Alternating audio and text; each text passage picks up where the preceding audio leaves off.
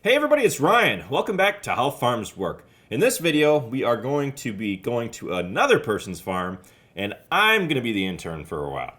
So we are going to be going to someone else's farm who is all too familiar, and we are going to be chopping stalks in this video.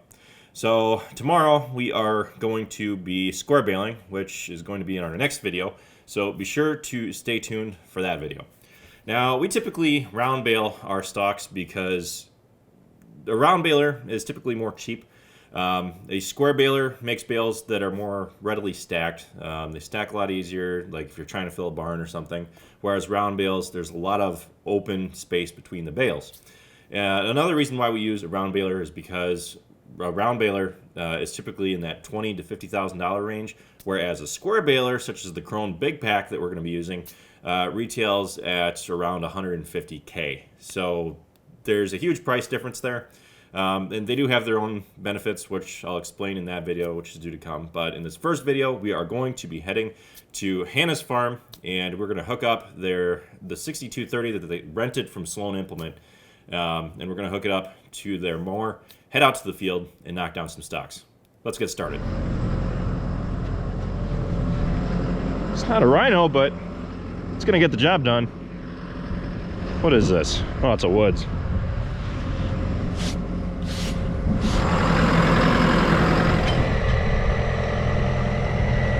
Now, unfortunately, the jack on the mower sunk into the ground, so the hitch on the 6230 was too high. Now, I was hoping that I could flip it around, but I hopped underneath and tried putting a wrench on the nut that secured the hitch because you could actually pull them out and flip around.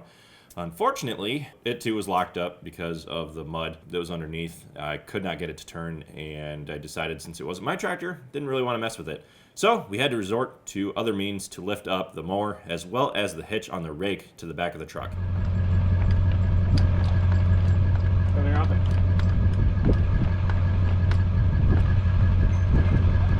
Quite often, yes, do you? Every now and then.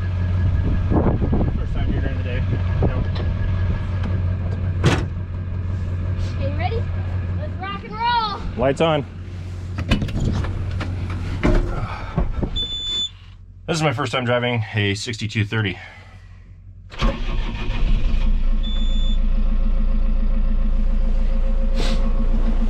Need to catch some rays. So you got the forward and reverse up here. Yep. 1, 2, 3, 4. That's how many bunnies there are. Like how fast you can go. Like that's how many times you can click the bunny. Okay. I should be able to get a handle on it. Mm-hmm. What's this for though? That's the same thing, isn't it? Okay. Where are the lights? Oh, the lights are right here. Here you go. Okay.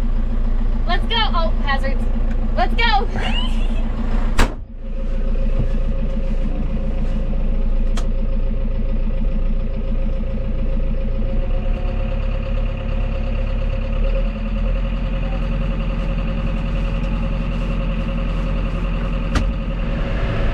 So we're just going out to chop some stalks for Hannah's family. Amish city, man.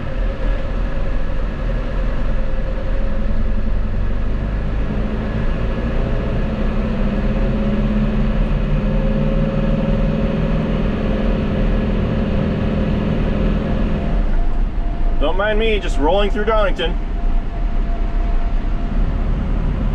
Just around the river bend. Would I be wrong to go through the McDonald's drive-thru With this? No. with this? No. Okay, good. It's a goofy tractor. Yeah, it is. It's not a bad tractor. It's just Weird. small and yeah, and weird. Then again, so are you. I know. Start it. Slow the motor down. All right, speed it up.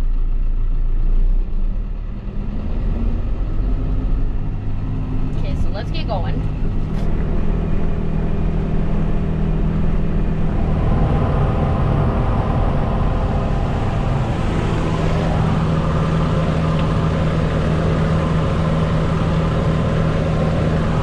So we've been working on this field here for a couple hours now, and sun's going down. Now they want to square bale this tomorrow, so that means we gotta rake this yet. And we only have one tractor at our disposal, So Hannah left to get fuel for the tractor, and once she comes back with the truck, we'll transfer fuel over to it because we are currently at 25%, and we're probably not even 25% done. So gonna keep working to cut stalks. I mean, basically, as far as the eye can see, we got to cut down. So after this, Hannah brought over the rake with the truck earlier. We're gonna hook up to the rake and start raking it. And then earlier on in the morning, someone's gonna start square baling. So we're just gonna keep on keeping on. This 6230 is actually a pretty decent tractor. I mean, I kind of like it. The transmission seems to be a little bit temperamental. We've got a left-hand reverser over here. There, here being a little bit better. There's a left-hand reverser over here, and it seems like sometimes it just doesn't like to go into gear. This tractor's only got 1,100 hours on it, and if it's having transmission lever issues, something or other, I mean, I can see why the last person probably traded it off. But the Woodsmore's running pretty good. Haven't had an issue with it.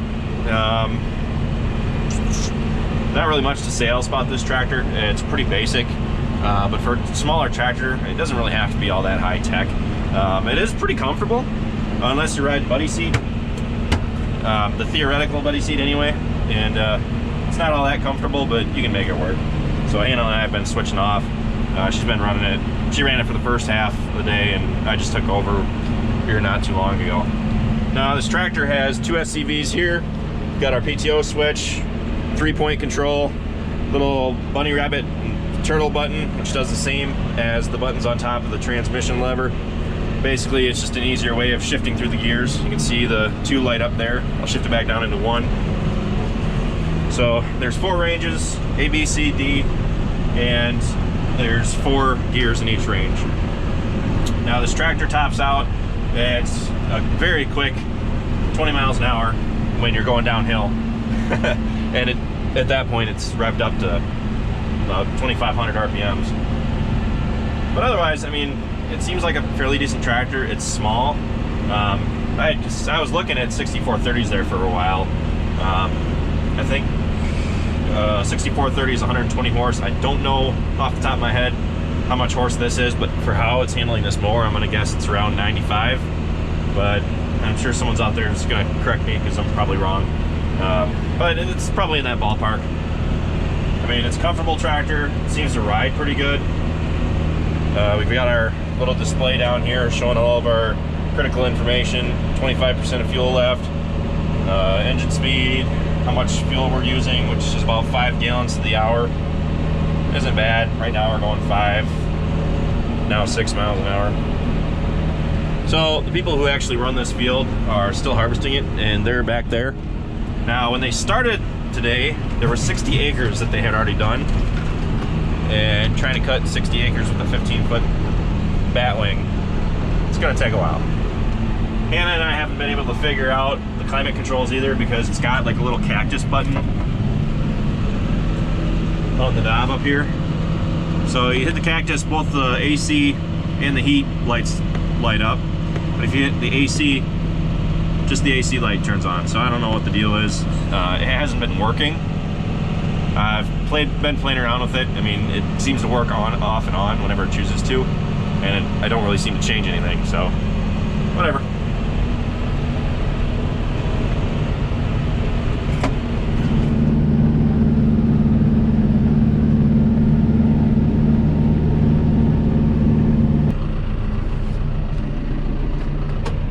Look who just arrived.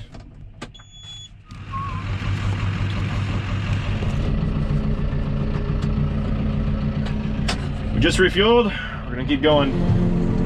Leave it.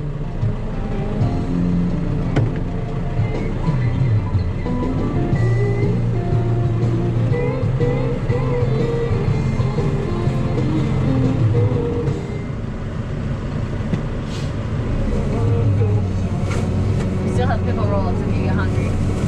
Okay.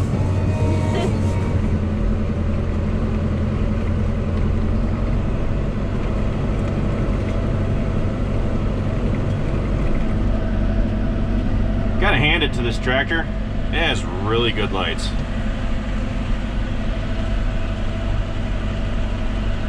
This itty bitty thing. Yeah. Like, it lights up the field.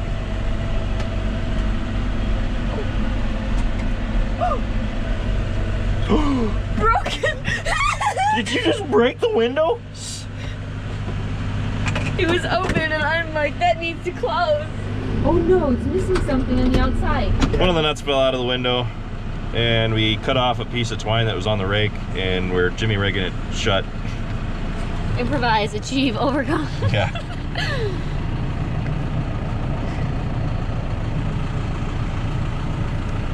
There's no real good way to tie it, is there? Not really. It's too short to do anything with it. Hannah and I pretty much called it quits for this night. So we jimmy rigged the window to make it work for the time being. However, we kept working, and the window wasn't fully closed, so it was kind of flapping open and closed. But we made it work for the time being, and in the morning, in our next video, we will be fixing it. So in an attempt to kind of break this video up, so it's not just one long 45-minute long video, and to try to get some footage out there, I decided that I'm going to cut the video off here and just start anew the next day. So in our next video, I am going to be setting Hannah up with the rake, and she is going to head out and continue raking while I start baling. So we didn't have time to chop all of the stalks, so we just kind of had to make do with what we could in the time that we had. We went as long as we could, and typically you'll want to chop as much stalks as you can because it tears up that material. It makes better bedding, and it releases some of that moisture that's in the stalk. So that's pretty much it for this video. Be sure to stay tuned for our square baling video, which is going to be coming out very soon. I've pretty much assembled the video, just going to put the final touches on it, add a little bit of music to it, and gonna try to keep it around that 30-minute mark. So be sure to stay tuned. I'm not totally sure when this video is going to be coming, but I hope to get it out within the week, so keep an eye. Anyway, thanks for watching this video, guys. Be sure to check us out on Facebook, Instagram, Twitter, and Snapchat, all how farms work, and don't forget to like, comment, and subscribe. With that, I'll see you next time.